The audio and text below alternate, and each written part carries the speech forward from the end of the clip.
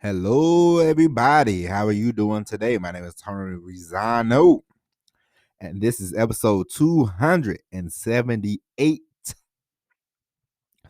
of the world famous, the University Love, the best podcast, ladies and gentlemen, in one, two, three galaxies. But you and I, people, we just call it online marketing moves, and we are coming to you live today. Ladies and gentlemen, how are you? I'll tell you what, it's rough. It's rough down here in the great state of Georgia. Got no gas. People don't people don't want to work. It's crazy. It's craziness. Hey, listen. I don't know. I don't know where you are at this time, but I've seen quite a bit of news on the whole. We don't want to work at your job. People saying they don't have enough employees. Restaurants are kind of not getting people back. It's a slippery slope when it comes to that kind of stuff because I definitely know how it feels to make like if I was let's see if I was 20, 21 years old. Let's see, I got out of the military, I was 22. Yeah, I got out the military, I was 22 years old. And one of the first jobs I got was me making, I think I made probably $8 an hour, something like that. $8 an hour. So no, it probably was more than that. We'll go to the second job. First job I had actually paid all right, but the second job I had, I was a security guard at a mall, at a mall, and it paid like $7 an hour. So you could work 40 hours a week and you will make $280. So I'm thinking about this. You see people and they're making $300, $500 unemployed. And if you're somebody who's making more now, drawing unemployment or drawing whatever they're giving people, then I would definitely have to question myself. Like, why would I want to go back to work right now? Like, why not just wait until the time is up? It's a slippery slope. It's things things ain't the same as they used to be. This is not the 60s. This is not the 70s where you could work for a company and the company would really be like, hey, we're gonna do this and we're gonna do that. I mean, a lot of these people try to say we're family, but they don't treat you like your family. I'm in a business where we haven't got a real pay raise. I was talking to this guy, this older guy, and he was telling me, he said, we made more money in trucking in the 80s than you guys are making now. And I'm like, what? And I'm thinking to myself, and I'm like, and the cost, the wages definitely have not went up as far as truck driving. So I can only imagine, and I didn't realize that when I worked at a hamburger place when I was in high school. I worked at this restaurant, and people were making waiters and waitresses then were making $2.13 plus tips. Can you imagine 20 years later you still making the same $2.13 and people are like, well, you shouldn't take that job. But it's like, what if some people actually like being a waiter? Some people actually like the interaction with people. And that's the thing about jobs. That's the thing about working. People don't understand. Sometimes you might actually like this job. You might actually like what you do for a living. But why should you sit there and accept a low wage? Why you know, and people always have, a lot to say about, you should do this and you should do that. But sometimes, everybody's situation different. Everybody cannot go to college, unfortunately, because once again, the price of college is, you know, pretty ridiculous, especially in the United States of America. And it's like, everything goes up. It's the old saying, everything goes up but the wages. And this is why, unfortunately, I I say, if you're listening and you are in this predicament, you have to, it's kind of crazy, but unfortunately, these days, the way the world is going, myself, I would definitely try to create something for myself. I don't know where you at, but I would definitely try to create something for yourself because it is unfair. It is kind of it's kind of strange that you had to work 2 and 3 jobs to just to make ends meet and all that. But it's like you know I don't know. It's a slippery slope. I mean, my wife she runs a business and she has to pay people. And they're talking about making them a minimum wage $15 for all businesses, but she's a very small business. She has a few employees, and if she had to pay people $15, I mean, she pays people 10, 11, $12. But if she had to pay everybody that walked in the door $15, I don't know if she would. You know, who knows if she would make it or not? But that's that's a whole nother thing. That's a whole thing. It's all a slippery slope. So, ladies and gentlemen, keep listening to this podcast so you can get started making your very own online business. So you don't have to worry about anything. All right. Produce content and you know, see where it takes you. Try to make the most money that you can for yourself. Invest your money, do the things that you can control. The more you put the control in your hands, the better off you will be. That is the whole gist of this story. Now, ladies and gentlemen, I watched this 30-minute show on Netflix. It was about get rich money schemes or whatever. It made me laugh because they showed a few of them, and I remember they showed some ones from the 80s and the 90s, and then of course they showed you know the year 2000, the 2000s, and now the internet. Talks about all these pump and dump and pyramid and you know all these kind of schemes. And the reason why people fall for these schemes is what we just talked about. If you are, I mean, listen, I worked at a prison. I work for the state. The state has great benefits working at the correctional facility. The state, it had great benefits. Don't get me wrong. The benefits, the days off, all that kind of stuff, the retirement, all sounded great. But the pay was to be working at a prison. It was kind of low ball pay. Okay, you know what I mean? And I remember, a guy come talking to me about, multi-level marketing. And at the time, when you are struggling, when you are, not where you want to be financially, when, and then somebody comes along that says, "Hey, you can make this, you can make that," it perks your ears up. It gets you some kind of hope.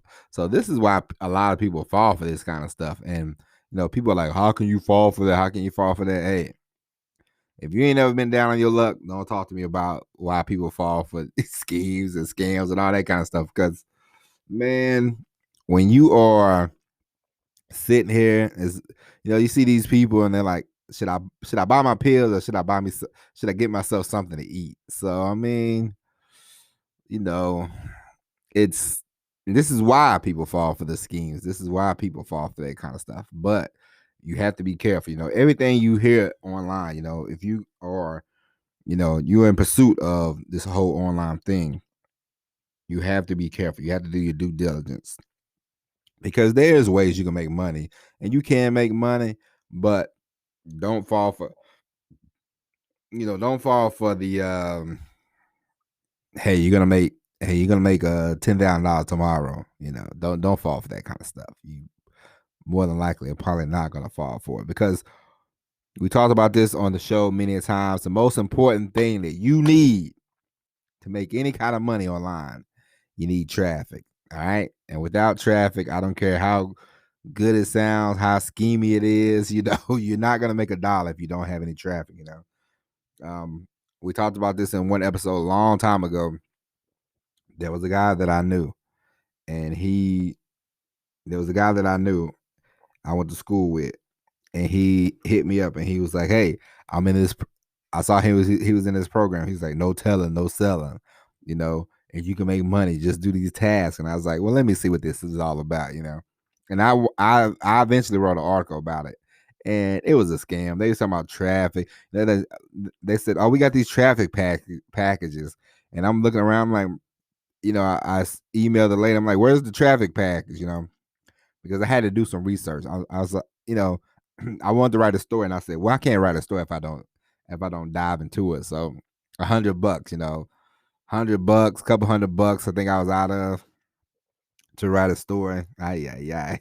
But you know, it definitely was a scheme. I'm not gonna say it was a. Well, yeah, it was a scheme. I'm not gonna sugarcoat it. It was a scheme because they kept telling you you had to keep buying a traffic package, and it's like, where's the traffic package? Basically, it was the first people that got in, they made money because they're like, hey, come on in, come on in. And me myself, I was like, I'm not gonna sign nobody up for this bullshit, this BS. You know what I mean? So I definitely, after about 2 days, I was like, oh man, I could have kept my $100. You know what I mean? But so you had to watch that kind of stuff. I mean, I wanted to write a story. I wrote a story. I felt like an investigative reporter.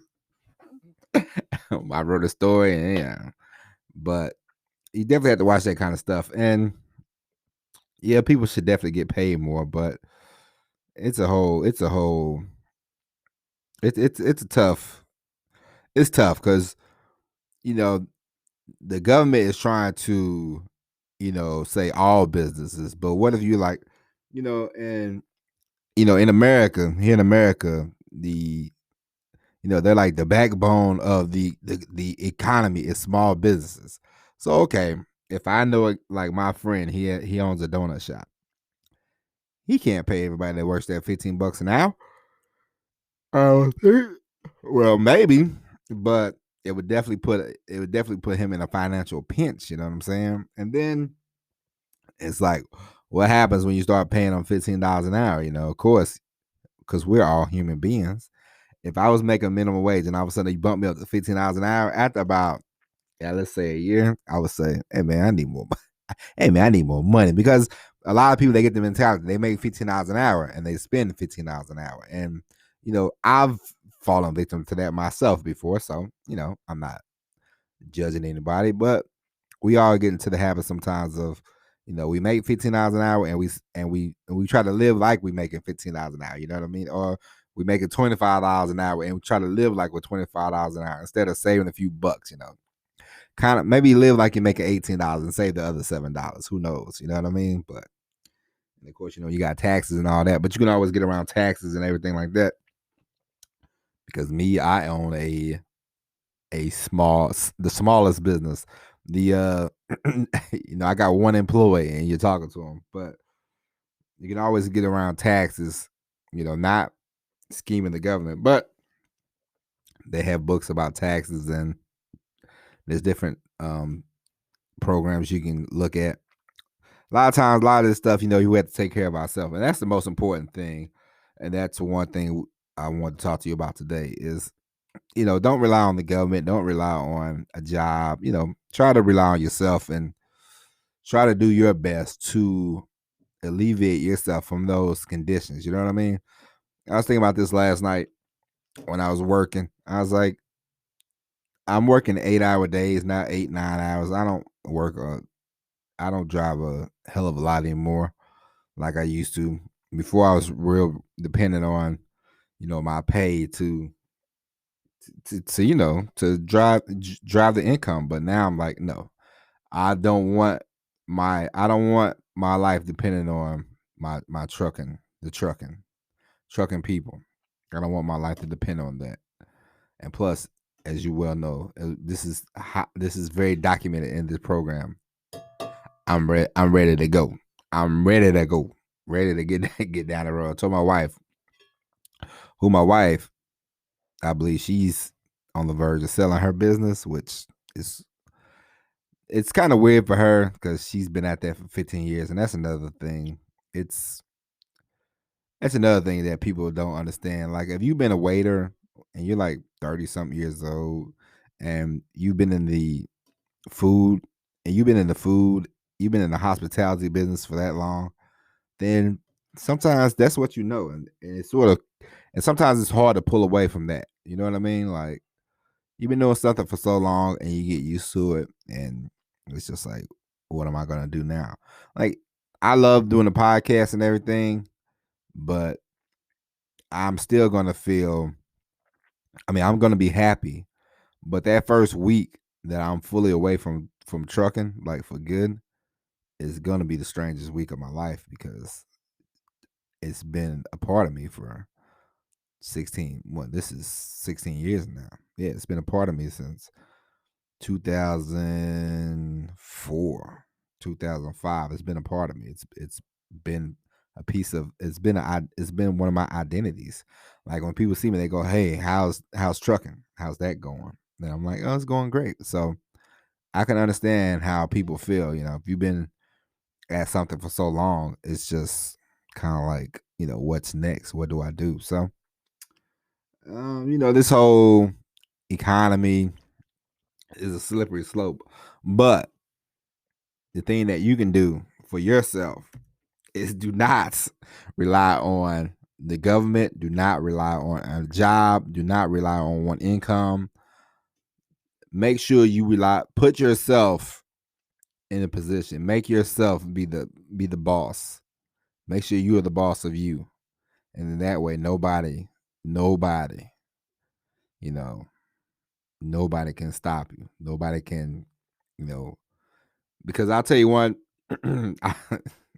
I'll tell you a story. I was about 2 years. I was about 2 years into trucking, and I remember this guy. We was at a driver's lounge at a terminal somewhere in the Midwest, and this guy he came in and he said, "Them mother bleepity bleep bleep bleep." He used every cuss word on God's green earth, and he said, these SOBs." And somebody said, "What's wrong with you, buddy?" And he said, "Man, they cutting my miles. They cutting my miles down on purpose." And somebody said, "What?" And he said, "They cut my miles down on purpose." He said, "I have one good week of 3,000 miles, and then the next week they'll give me 2,000 miles.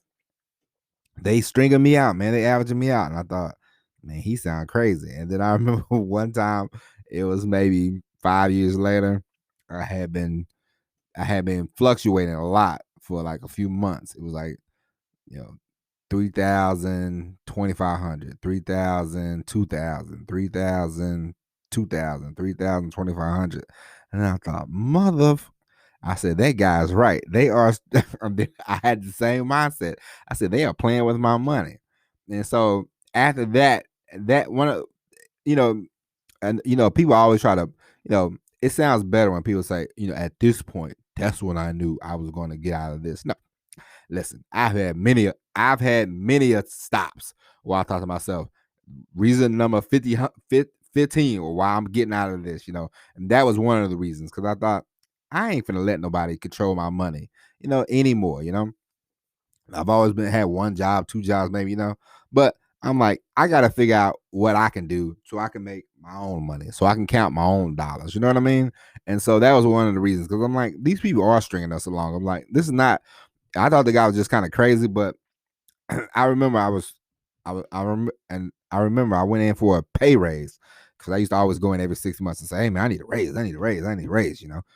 I'm working hard. And I want a raise, and I was always one of these people who was always, I wasn't the boss of me. I'm letting other people dictate, my income and everything like that. But I walk in, and I'm like, "Hey man, what's up? I need a raise, man." This guy was like, "Hey man, if we gave you a raise, we had to give everybody else a raise." And I remember I said, "Hey man, I don't give about nobody else. I'm not asking about these people, that people." I said, "No offense, but I don't live with these people. I live with me." I'm like, I got an apartment, I got a car, I got this, I got that. I got things I want to take care of. I need more money. I'm working hard. I'm working my bleeply bleep off. And, this guy was like, "Well, if we gave you a raise, you have to give everybody else a raise." And I said, "Man, I didn't ask about nobody else." You know what I mean? And that was another pivotal moment in my time. And I'm just like, you know what? I got to get the hell out of here. You know what I mean? Because they don't give two flying f's about, me and my plight. You know what I mean? Like, I had to take care of me, and after that, I quit looking at any company I worked at, any trucking company I worked at. I quit looking at them like they're like, we're family. I'm like, yeah, okay.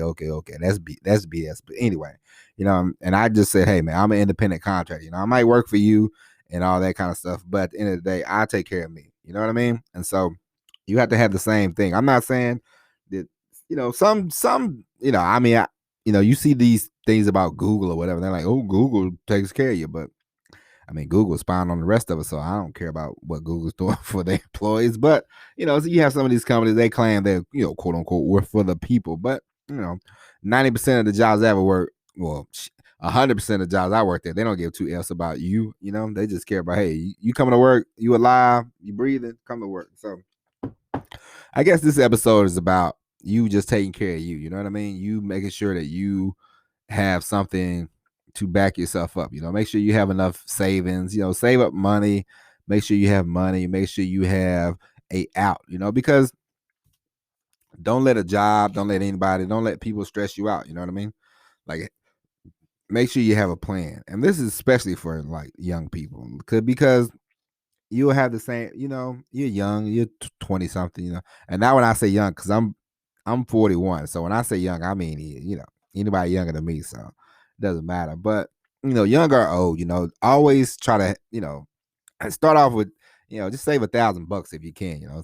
Scrimp and scrape, save, and get that $1,000 in your pocket, and you'll feel a lot better about yourself. You know what I mean? And then take it from there. Don't just don't rely on, because unfortunately, like, I like this whole driving thing. It was cool while it lasted, but now I'm sort of ready to move on, and I have some money saved up, but wife, baby, so I'm gonna keep working until I hit my goal, and then, well, I told you before, my wife said 4 months, but 2 months I'm out of here.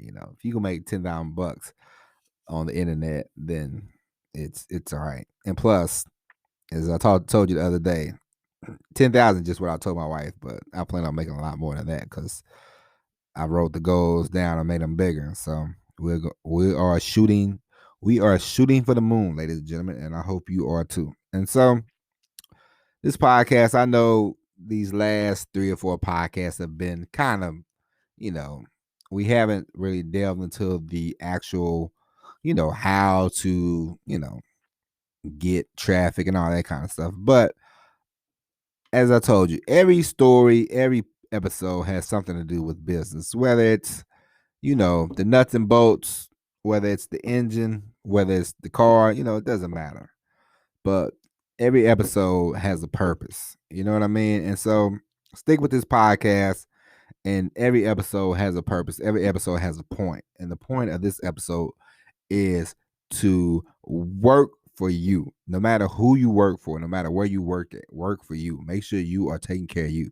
Make sure you have something to back you up. Make sure you have a plan of attack, just in case these jobs, fire you or whatever. And what if you are in the pandemic? What if you are in the hospitality industry and you don't want to go back?